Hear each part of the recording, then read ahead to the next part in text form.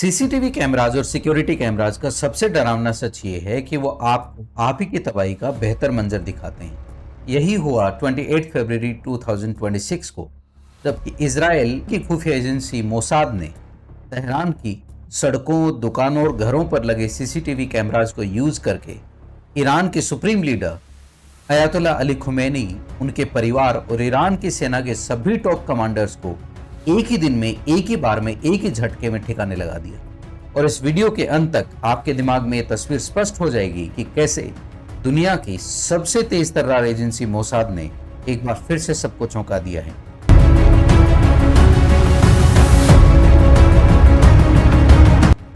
फरवरी को पहला बॉम्ब गिरने के सालों पहले CIA और मोसाद की साइबर यूनिट्स ने तेहरान के सभी स्ट्रीट सर्वेलांस कैमराज को हैक कर लिया था। टाइम्स ऑफ इंडिया में छपी एक रिपोर्ट के अनुसार जिन लोगों को इस ऑपरेशन की जानकारी थी, उन्होंने नाम ना बताने की शर्त पर बताया कि उन्होंने तेहरान के सभी ट्रैफिक कैमराज को हैक कर लिया था और उनसे मिले सारे रॉ फुटेजेस और डेटा को उन्होंने इजराइल स्थित सर्वर पर भेज दिया था। और एक कैमरा तो ऐसे एंगल पर लगा हुआ था जहां से वो स्पष्ट रूप से देख पा रहे थे कि एक पर्टिकुलर कंपाउंड के पास ईरान की टॉप लीडरशिप के कौन कौन लोग आते हैं और कहां अपनी गाड़ियां पार्क करते हैं। और इसी ऑपरेशन से जुड़े एक दूसरे अधिकारी ने बताया कि हमने AI एल्गोरिदम की मदद से ये पता कर लिया कि इनके आने जाने के रूट्स क्या हैं, ये कहाँ रहते हैं, इनको कितनी सुरक्षा मिलती है और इनकी सुरक्षा में कौन कौन सी एजेंसी इंक्लूडेड। ऐसा नहीं है कि ईरान को इसके बारे में जानकारी नहीं थी। ईरान को पता था कि 2021 के शुरू से ही उनके सिक्योरिटी कैमरास हैक होते हुए आ रहे थे। सितंबर 2024 में ईरानी पार्लियामेंट में उनकी नेशनल सिक्योरिटी कमेटी के चेयरमैन मोहम्मद नाबीवियान ने बताया कि हमारे सभी इंटरसेक्शंस के कैमराज इजराइल के हाथ में हैं। इंटरनेट पे जो भी है वो उनके हाथ में है। अगर हम अपनी जगह से हिलते भी हैं तो उनको पता लग जाता है। इस कहानी को सुनकर तो ऐसा लगता है कि मामला एक तरफा सा है, शायद ईरान कुछ नहीं कर पा रहा है, लेकिन ये भी सच नहीं है। इजराइल के NSA national security adviser Eyal Hulata ने बताया, ईरान लगातार हमारे साइबर सिक्योरिटी सिस्टम पर हमले कर रहा है और हम हाई अलर्ट पर हैं। वो अब तक हमारा साइबर सिक्योरिटी सिस्टम को ब्रीच नहीं कर पाया है। पहले फेज में CIA और मोसाद की साइबर यूनिट्स सारे के सारे रॉ फुटेजेस और डेटा को इकट्ठा करते हैं। अब आता है दूसरा फेज, जिसने मॉडर्न वॉरफेयर की शक्ल को बदल दिया है। दूसरे फेज में ये सारा का सारा डेटा और रॉ फुटेज को ये AI एल्गोरिदम्स को फीड करते हैं। ये AI एल्गोरिदम्स ऑटोनोमसली अपने आप से बिना किसी ह्यूमन इंटरवेंशन के इस सारे डेटा पर काम करते हैं, उसको एनालाइज करते हैं और इस डेटा और रॉ फुटेजेस का इस्तेमाल करके ये AI एल्गोरिदम्स ये पता लगा पाते हैं कि इनके supreme leader Ayatollah Ali Khomeini, इनके डिफेंस मिनिस्टर नासिरजादी और इनके IRGC के कमांडर मोहम्मद पाकापोर की व्हीकल कॉन्वॉइज कहाँ मूव करती हैं, उनकी सिक्योरिटी डिटेल्स क्या हैं, उनके सिक्योरिटी प्रोटोकॉल्स क्या हैं, और ये सारी जानकारी को एक सर्वर पर मैप करते रहते हैं। अब आता है तीसरा और सबसे क्रिटिकल फेज, जिसमें मोसाद के ऑन ग्राउंड एसेट्स जो अभी ईरान की धरती पर मौजूद हैं, वो इन सभी AI जनरेटेड रिजल्ट्स को फिजिकली वेरीफाई करते हैं।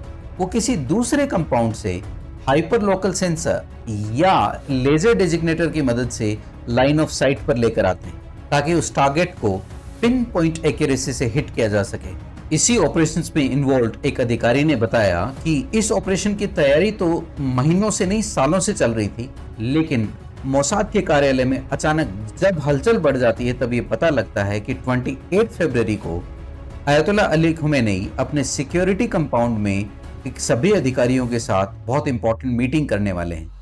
और ये भी पता लगा कि जो मीटिंग इवनिंग में होने वाली है 28 फरवरी को, वो सुबह होगी। और अब इस पूरी पिक्चर में एंट्री होती है US के प्रेसिडेंट डोनाल्ड ट्रंप की। US प्रेसिडेंट डोनाल्ड ट्रंप, आपको याद होगा, उन्होंने अपनी इलेक्शन कैंपेन में ये कहा था कि वो ईरान के साथ युद्ध के खिलाफ हैं।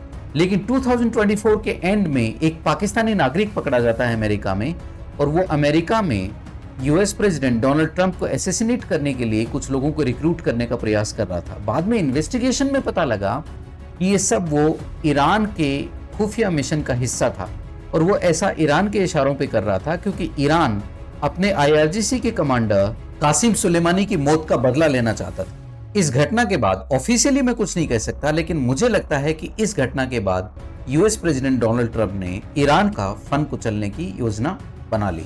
ऑपरेशन शुरू होने के 48 आवर्स पहले इजराइल के prime minister Bibi Netanyahu US president Donald Trump को फोन लगाते हैं। हालांकि इस फोन कॉल से पहले अमेरिका ईरान पर स्ट्राइक की अनुमति दे चुका है, लेकिन यह तय नहीं था कि हमला कब, कहां और कैसे करना है। न्यूज एजेंसी रॉयटर्स ने बताया कि ये तो नहीं पता लगा कि ठीक ठीक इनके आपस में क्या बातचीत हुई, क्या डायलॉग हुए, लेकिन इस टॉक्स में बीबी नेतन्याहू डोनाल्ड ट्रंप को इस बात पर कन्विंस कर पाए कि अयतुल्ला अली खमेनी और ईरान की टॉप लीडरशिप को एक साथ निपटाने का इससे सुनहरा मौका दोबारा नहीं मिलेगा। और साथ में उनको इस चीज पे भी कन्विंस कर लेते हैं कि ये स्ट्राइक अकेले इजराइल नहीं करेगा, ये एक जॉइंट स्ट्राइक होगी यूनाइटेड स्टेट्स ऑफ अमेरिका के साथ।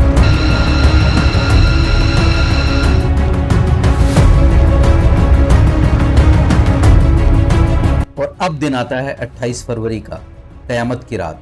28 फरवरी को ठीक सुबह 2 बजे अमेरिका ऑपरेशन एपिक फ्यूरी शुरू करता है। इनके B-1B, B-52 और B-2 बॉम्बर्स ईरान के पूरे एयर डिफेंस आर्किटेक्चर को बर्बाद कर देते हैं।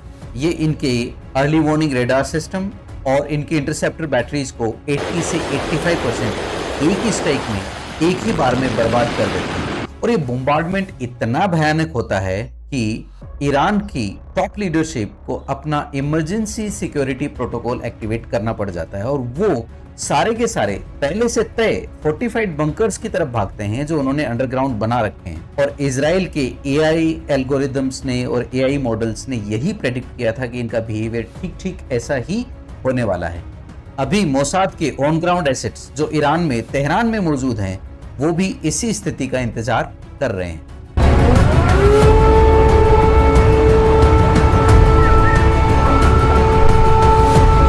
ईरान की पूरी टॉप लीडरशिप जब इनके हाईली फोर्टिफाइड बंकर्स में इकट्ठा हो रही है, तो उस समय उनको शायद ये नहीं पता है कि उन्हीं के सीसीटीवी कैमराज और उनके स्ट्रीट कैमराज उन्हीं की कॉन्वॉइज को ट्रैक कर रहे हैं। और इन सीसीटीवी कैमराज और सिक्योरिटी कैमराज से जो भी डेटा जा रहा है वो सीधा इजराइल को जा रहा है।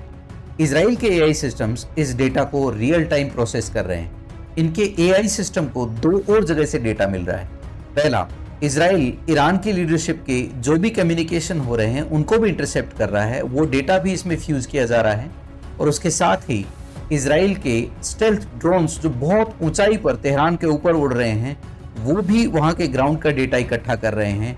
वो डेटा भी इन एआई सिस्टम्स में फ्यूज हो रहा है और एआई सिस्टम्स इस पूरे डेटा को फ्यूज करके उसको प्रोसेस करके 2 जगह भेज रहा है। पहला, इजराइल की मल्टी डोमेन कमांड को, दूसरा भेज रहा है कतर स्थित यूएस के एयरबेस अल उदैद एयरबेस पे यूएस एलिमेंट्स को। और जब उनको ये सूचना मिलती है कि उनकी योजना के अनुसार ही उनके सारे के सारे सभी हाई वैल्यू टारगेट्स एक कंपाउंड में इकट्ठा हो गए हैं, तो इजराइल से 200 फाइटर एयरक्राफ्ट उड़ान भरते हैं और इस ऑपरेशन को नाम देते हैं कोड नेम जेनेसिस।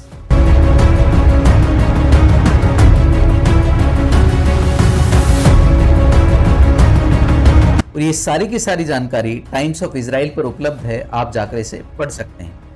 और जैसे ही इजराइल के फाइटर एयरक्राफ्ट तेहरान की तरफ बढ़ते हैं, मोसाद के ऑन ग्राउंड एसेट्स उनको ये बताते हैं कि अभी कंपाउंड से कोई बाहर नहीं निकला है। सारी की सारी टॉप लीडरशिप ईरान की इन्हीं बंकर्स में मौजूद है। और ठीक सुबह 7 बजे इन कंपाउंड पर इजराइल बंकर बस्टर बॉम्ब्स और बैलिस्टिक मिसाइल्स की मदद से हमला करता है।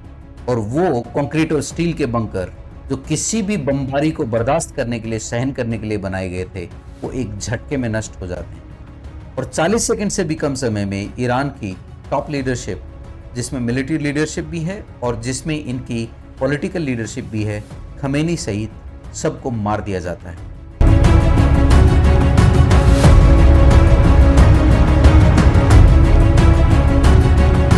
और ऐसा नहीं है कि इस काइनेटिक एक्शन और बॉम्बार्डमेंट के बाद मामला रुक गया। 7 बजे हुए हमले के बाद ईरान के स्टेट ब्रॉडकास्ट सिस्टम और इनके इंटरनेट सर्विसेज को साइबर अटैक करके कंप्लीटली जैम कर दिया।